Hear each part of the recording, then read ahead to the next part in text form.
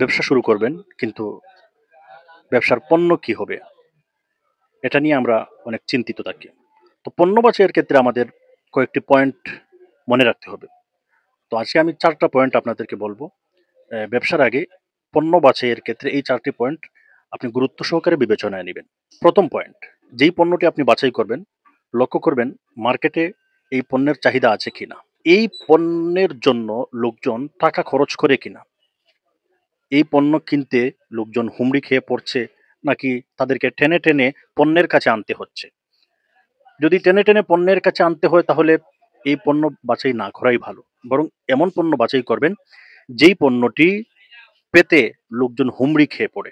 ২য় পয়েন্ট হচ্ছে, যেই পণ্যটা আপনি বাছাই করবেন সেই পণ্যের প্রতিযোগিতা মার্কেটে আছে কিনা? আপনি খেয়াল করুন, আপনি যেই পণ্য নিয়ে কাজ করবেন বা করছেন, সেই পণ্যটা নিয়ে অন্য কেউ কাজ করছে কিনা খুব নিবিড়ভাবে বিষয়টা পর্যবেক্ষণ করুন। যদি আপনার কোনো প্রতিযোগী থাকে, তাহলে সেই প্রতিযোগীর চেয়ে আপনি আলাদা কিছু পণ্যের মধ্যে এড করার চেষ্টা করুন। যেমন ধরা যাক, একজন টি-শার্ট বিক্রি করছে। তো আপনি সেই টি-শার্টে আলাদা একটি ওয়াটারমার্ক যোগ করুন, অথবা টি-শার্টের কাপড় উন্নত রাখুন। এরকম যে পণ্যটাই আপনি পণ্য নিয়েই আপনি কাজ করবেন, সেই পণ্যে অন্যের তুলনায় অতিরিক্ত একটা বৈশিষ্ট্য রাখুন। তাহলে সেই প্রতিযোগীকে পেছনে রেখে, সেই প্রতিযোগীকে বাছাই না করে লোকজন আপনার কাছে আসবে, আপনার পণ্য নিবে। ৩ নম্বর পয়েন্ট, যেই পণ্য নিয়ে আপনি কাজ করবেন, আপনি একটু চিন্তা করুন যে এই পণ্যের ব্যাপারে আপনার ধারণা আছে কি না? এই পণ্যের ব্যাপারে যদি আপনার ধারণা না থাকে, এই পণ্যের ব্যাপারে যদি আপনার আগ্রহ না থাকে, তাহলে আপনি আগ্রহ তৈরি করার চেষ্টা করুন। এই পণ্য নিয়ে যথেষ্ট পরিমাণ খোঁজাখুঁজি করুন, ধারণা নিন।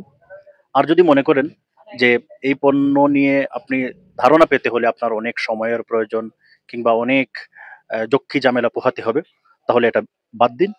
বরং এমন পণ্য বাছাই করুন যেই পণ্যের প্রতি আপনার আগ্রহ আছে, যেই পণ্য সম্পর্কে আপনি সবিস্তারে জানেন।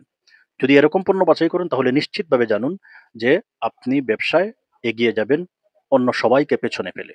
৩ নম্বর পয়েন্ট, যে পণ্যই আপনি বাছাই করুন, উন্নত কিংবা মাঝারি অথবা অনুন্নত, সেটা নিয়ে ব্যবসা শুরু করার আগে, পুরোদমে ব্যবসা শুরু করার আগে আপনি যে ইনভেস্ট করবেন, সেই ইনভেস্ট যেন অল্প হয়, খুবই কম হয়।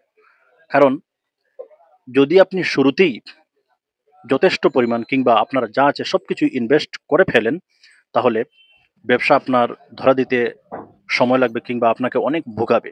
সবাই আমাদের পাশে থাকুন।